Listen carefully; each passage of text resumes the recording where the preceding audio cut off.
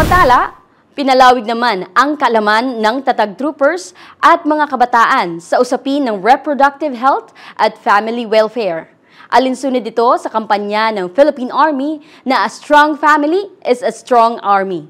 Narito ang report ni Irene Berdin.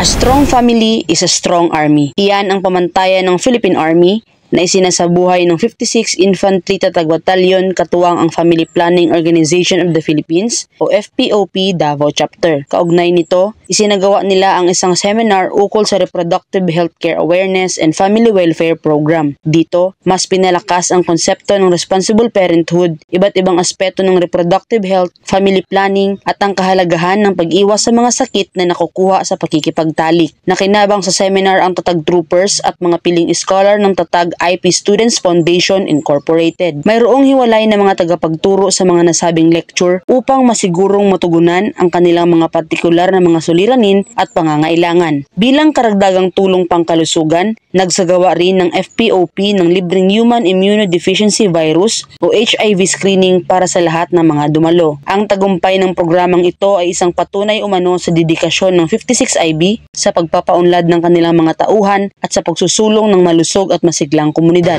Mula dito sa Talaingo, Davao del Norte, ako si Irene Berdin, ang inyong pamilyang kaugnay.